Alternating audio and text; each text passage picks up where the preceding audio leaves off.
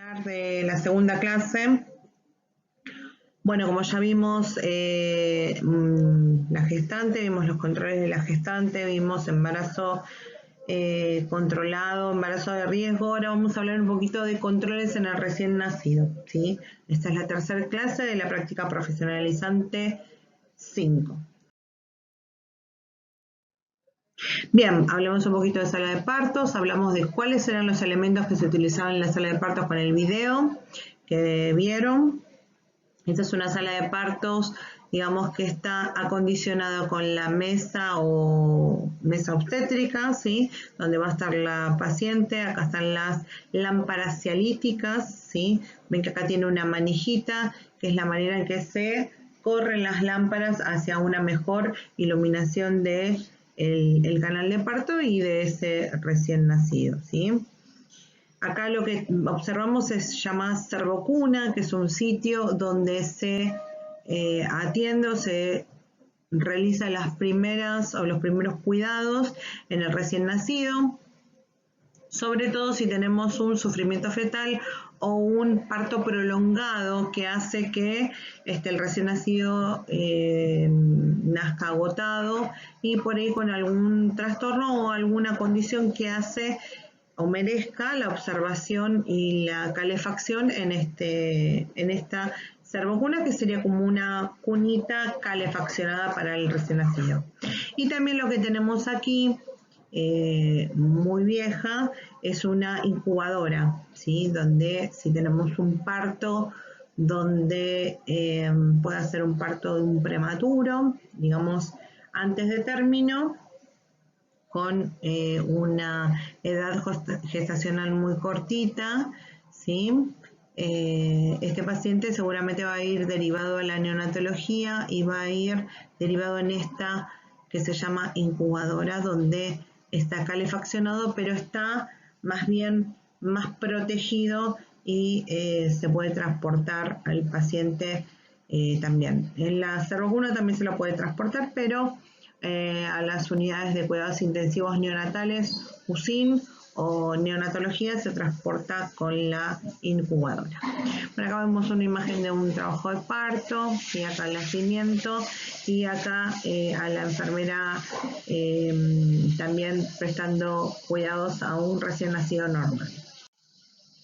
Bien, en la sala de parto sabemos que vamos a tener dos instancias, una instancia de evaluación donde se le va a hacer un control de signos vitales, saturametría, si hiciera falta. Se va a realizar el APGAR, que es el test de vitalidad del recién nacido. Se va a realizar el perímetro cefálico. Se va a percentilar, esto significa que se va a realizar este control de perímetro cefálico y se va a mirar una tabla de percentilos donde se va a delimitar si está en un rango normal o por debajo de lo normal o por encima de la normalidad. También se va a tomar la talla, ¿sí? Que es lo largo, es la talla, la altura de ese recién nacido, que se mide todo en centímetros, y en casos especiales de hijo de madre diabética, como ya habíamos hablado un poquito en la clase anterior, ¿sí? Se va a hacer el test de glucemia. Se va a testear la glucosa en los recién nacidos porque están acostumbrados, ¿sí?, a tener altos niveles de glucemia, y el páncreas de los recién nacidos también produce insulina, y lo consecuente, fuera del vientre materno, ese páncreas sigue generando esa misma cantidad de insulina, por lo que podemos observar en los recién nacidos de madres diabéticas que presentan a la media hora hipoglucemia. Entonces, lo más importante en estos recién nacidos es la colocación a la teta, ¿sí?, lo más precoz posible. Bien, bueno, las acciones de enfermería en la sala, en esa sala de parto, si no sería la sala de recepción del recién nacido, se van a hacer obviamente el baño. El baño está sujeto, si es a las condiciones de aceptación de ese recién nacido. Si es un embarazo, digamos, o un parto, digamos, con problemáticas o complicado, o que haya sufrimiento fetal, el baño pasa a un segundo plano, ¿sí? Se le coloca ungüento de eritromicina o gotas de eritromicina, que es un antibiótico, de manera oftálmica para prevenir la infección por atravesar el canal de parto y por gonococo, ¿sí? Donde afecta a las conjuntivas del recién nacido y puede provocar ceguera. También vamos a administrar la primera vacuna, que es la vacuna de hepatitis B, intramuscular, siempre en el muslo del recién nacido. Puede ser derecho o izquierdo, pero siempre en este músculo. Y también vamos a administrar en el miembro inferior contrario la vitamina K, que la dosis es de 1 miligramo de manera intramuscular. Bien. Las acciones de enfermería van a estar limitadas a mantener y, obviamente, acondicionada la unidad del paciente, que es esta sala de recepción del recién nacido. Vamos a tenerla previamente acondicionada para, digamos, el momento del parto, ¿sí? Como vamos a aprenderla a hacer vacunas y vamos a mantener calefaccionadas las compresas con las cuales vamos a recibir ese recién nacido.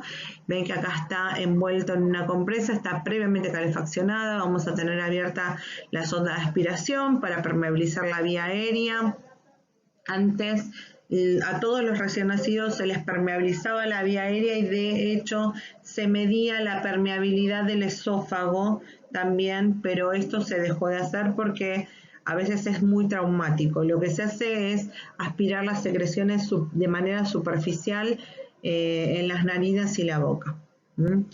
Sobre todo si en los partos donde hubo complicaciones y donde hubo sufrimiento fetal, donde el paciente, el recién nacido, defeca en el vientre materno. Esto se llama SALAM, que es el síndrome de aspiración de líquido meconial, ¿sí? Esto tiene como indicación el aspirado de este meconio, ¿sí?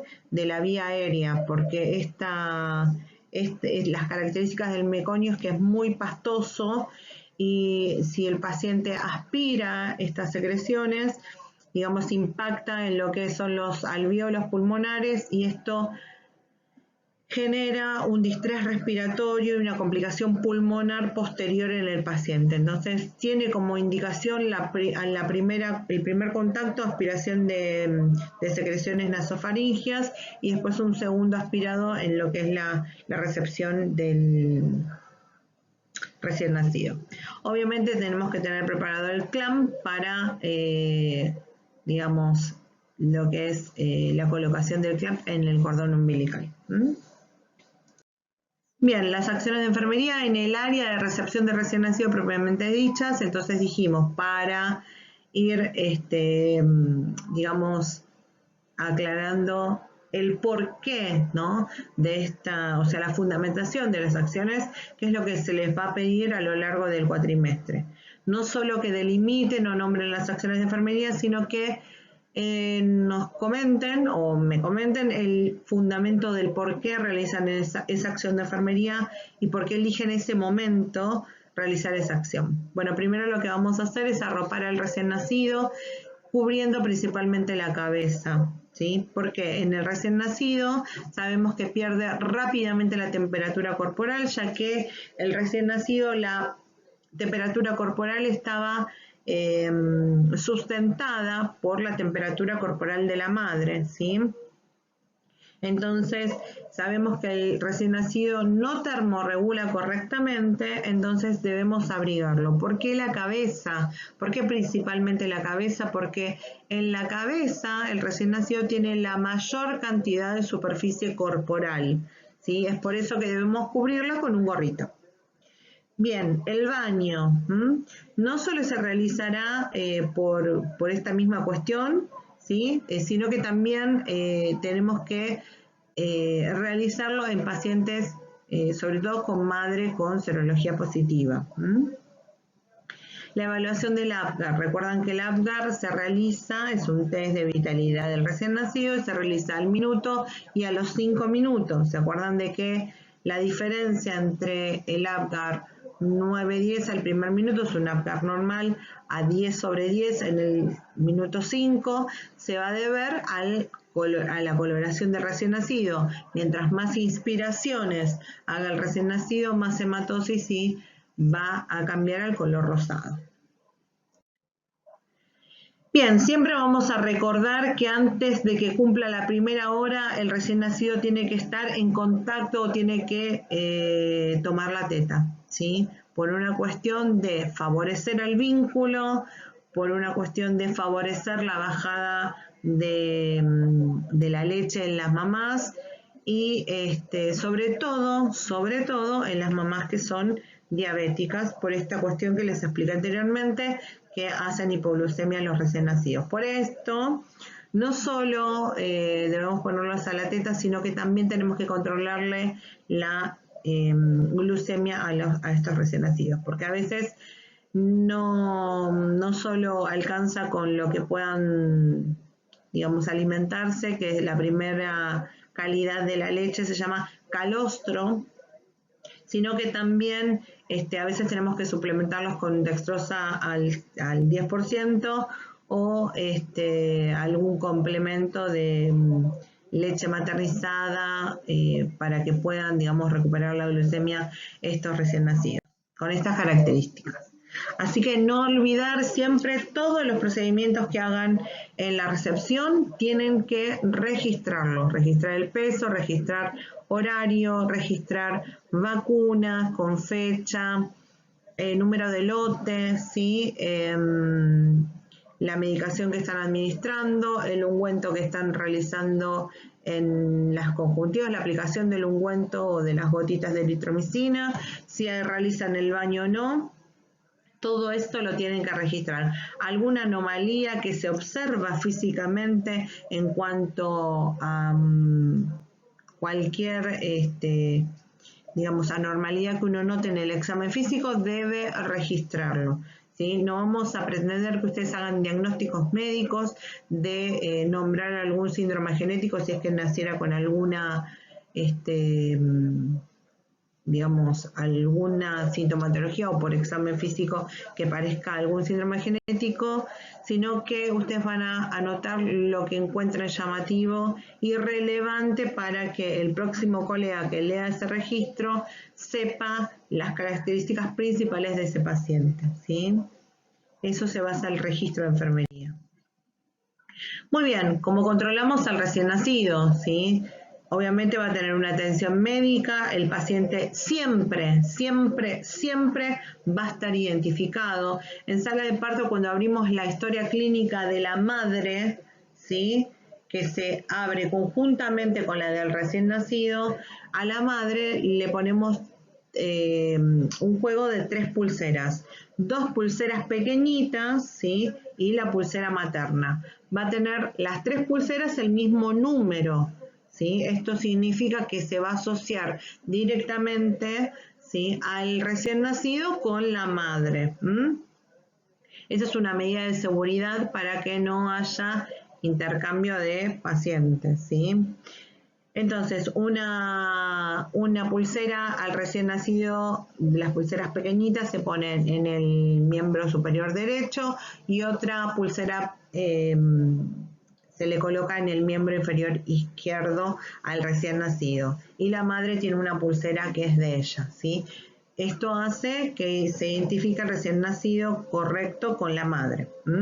El tema de la identificación es súper importante, ¿sí? Y recuerden que cuando le colocan la pulsera identificatoria al recién nacido, no debe estar muy ajustada, ¿sí? Porque la piel de recién nacido es muy lábil, ¿sí? Y a veces las pulseras tienden a lastimar. Entonces, tenemos que ser precavidos, si bien no algo que se les salga, pero sí que no esté muy ajustado. Obviamente se van a hacer pruebas metabólicas, donde se va a llamar en lo que es el famoso FAIL, ¿sí? donde se testean algunos posibles síndromes metabólicos que pueda llegar a tener el recién nacido y la detección precoz de si escucha o no escucha, es la detección de hipoacusia.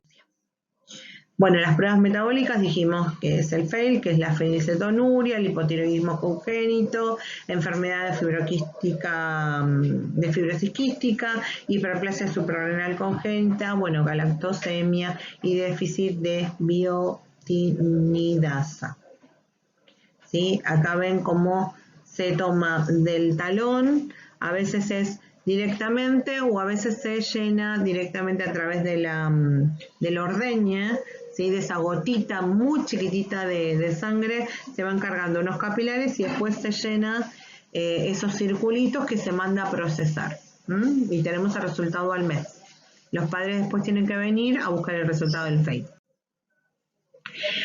Otra cosa que tienen que saber que, como les dije, el tema de las pulseras, la internación es conjunta, ¿sí? Mientras está internada la madre, está internado el niño, el recién nacido. Muchas veces, por cuestiones de complicaciones, el recién nacido queda internado en la neonatología, pero generalmente mientras no requiera esta internación por alguna complicación, el bebé siempre está internado con la mamá, en la misma habitación.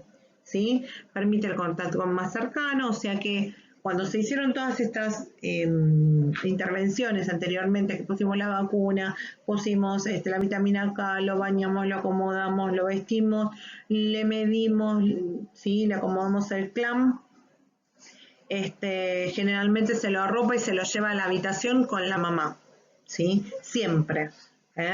¿Por qué? Porque facilita el contacto más cercano, facilita el conocimiento mutuo, iniciación práctica y mantenimiento de la lactancia, los bebés son más tranquilos, lloran menos, ¿sí?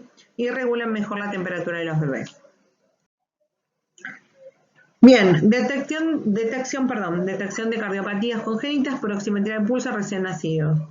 Generalmente vamos a ver que esto que yo les decía, la coloración al minuto número 5 en el Apgar, donde el bebé se pone más rosado. A veces esto no se observa. Generalmente hay dos tipos de cardiopatías. Tenemos las cardiopatías cianóticas, que es el bebé donde continúa azul, ¿sí? O cianótico, y las cardiopatías acianóticas, donde el recién nacido se mantiene rosado, pero tiene alguna normalidad. Generalmente esto se detecta en la sala de recepción, donde hay una evaluación del neonatólogo en esta sala de recepción, ¿sí? Siempre a todos los bebés se los ausculta y siempre está la pesquisa de alguna observación o detección de algún soplo cardíaco. Una forma de detectado alguna anomalía, la médica te va a decir controla al paciente, ¿sí? Porque tiene alguna, digamos, diagnóstico presuntivo, alguna cardiopatía. Obviamente que esto se va a detectar o se va a tener en cuenta cuando es una cardiopatía a través de un ecodoppler, ¿sí?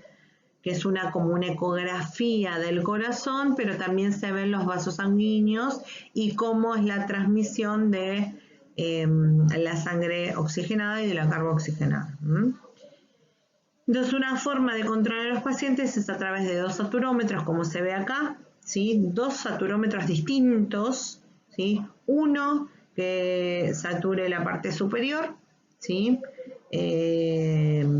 Digamos en la manito, ¿sí? Un miembro superior derecho, y el otro saturómetro se coloca o en el miembro inferior izquierdo o derecho, ¿sí? Siempre tiene que estar, digamos, uno en miembro superior y otro en miembro inferior. Si es el miembro inferior izquierdo es mucho mejor porque me va a medir todo el circuito. ¿Sí? Tiene que saturar lo mismo, ¿sí? Si yo veo una diferencia de saturación es porque tengo un problema de ductus, nada. Yo lo que necesito que ustedes sepan es que si yo tengo un paciente que no está rosado a los 5 minutos, yo tengo que sospechar o tengo que controlarlo, ¿sí? Porque este paciente probablemente tenga alguna alteración en el patrón circulatorio, ¿sí? Entonces, obviamente que se le harán todas las pruebas pertinentes, pero la forma de monitorizar al paciente es de esta manera. Luego, bueno, se verá si requiere más controles y deberá ir a una neonatología o no. Entonces es esto lo que decimos con el control preductal o postductal, ¿sí? Preductus es el miembro inferior, miembro superior, perdón, es preductus, y postductus es, o postductal es en miembros inferiores. Muy bien, peso de recién nacido calculado en porcentaje de peso perdido. Generalmente los recién nacidos pierden una cantidad de peso, esto es normal, ¿sí? Es normal que pase en los primeros días de nacido, ¿sí? A los recién nacidos se los pesa diariamente, porque estos gramos que ganan o que pierden pueden generar, digamos, alarmas en el personal de salud. ¿Sí? Entonces, siempre se hace esta cuenta donde tenemos siempre como referencia el peso de nacimiento, ese nunca cambia, menos el peso actual, ¿sí? Por ejemplo, a los 2 días es normal que baje de peso, pero siempre en un porcentaje bajo. No tiene que haber mucha diferencia, sino algo está pasando con este recién nacido, no se está alimentando bien, ¿sí? Generalmente el volumen que pierden o los miligramos que pierden, o los gramos, perdón, que pierden es porque se desembarazan del líquido que tienen de más. Pero tienen que ir con el tiempo ganando peso, ¿sí? Porque tienen que ir creciendo. Entonces esta diferencia de peso, esta cuenta, me va a dar un número, ¿sí? Que eso van a ser...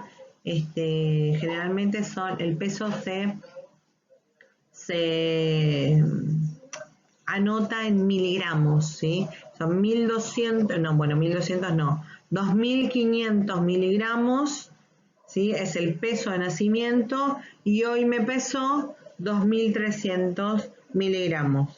¿Sí? Entonces 2500 menos 2300 me da 200 miligramos, ¿sí?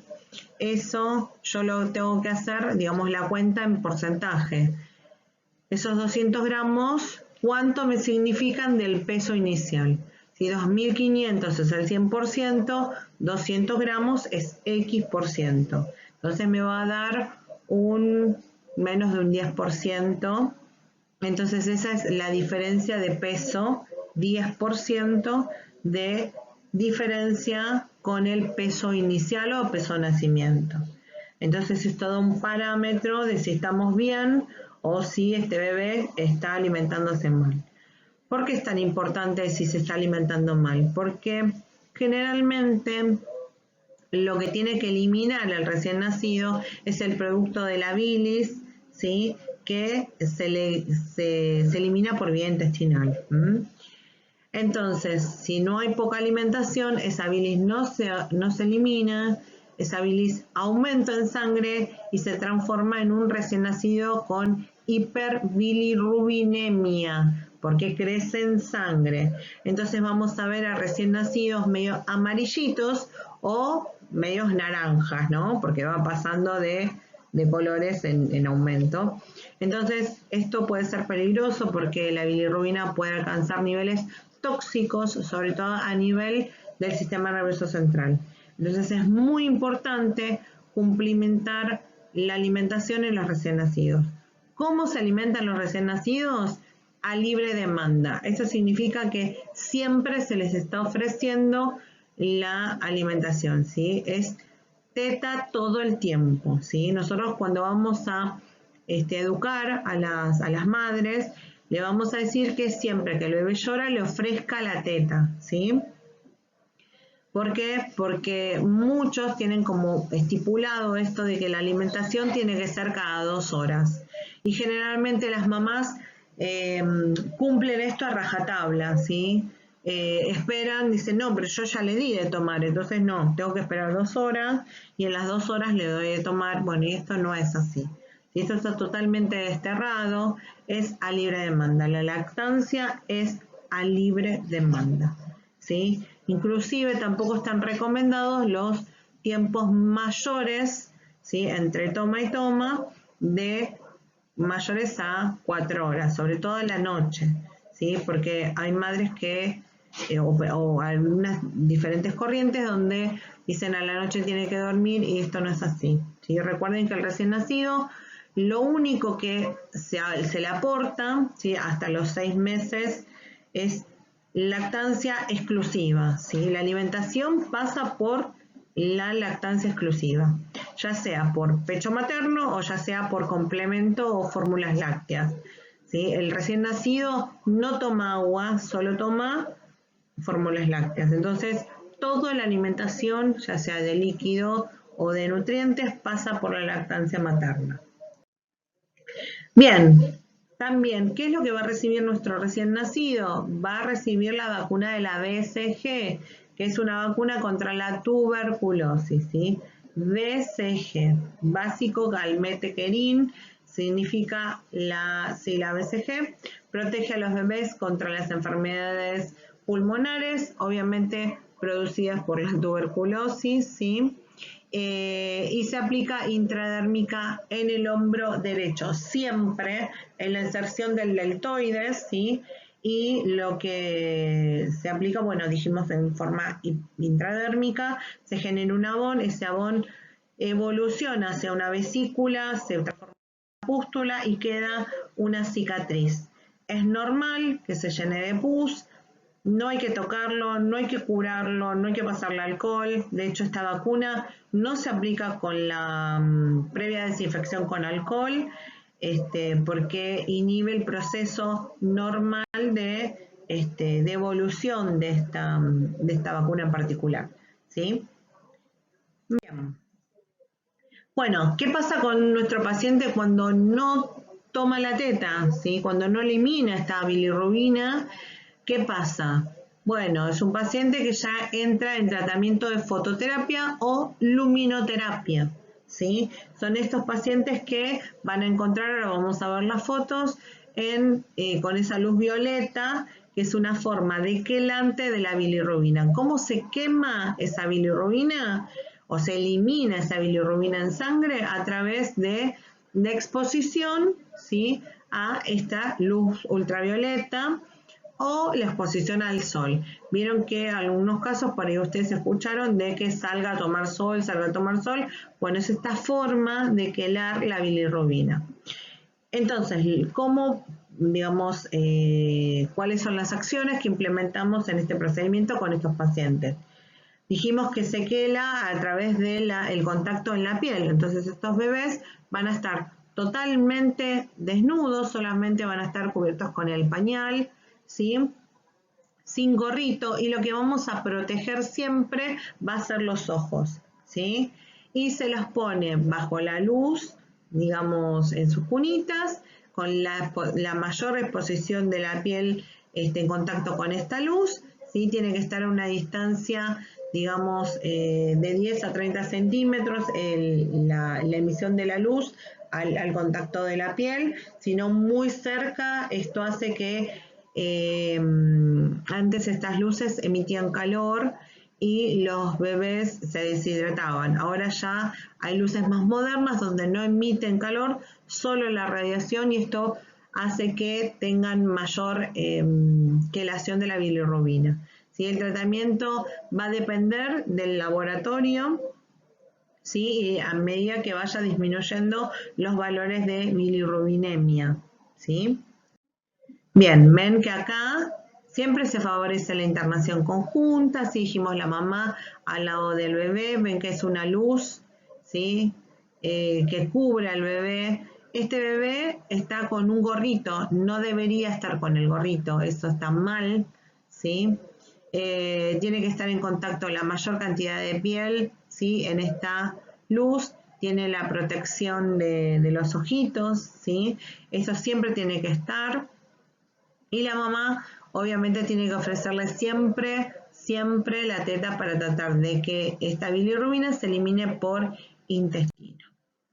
Bueno, eso es todo por ahora. Sí, espero que les haya parecido interesante la clase. Así que bueno, nos estamos viendo en la clase número 4 la próxima semana. Así que bueno, un beso grande. Nos vemos.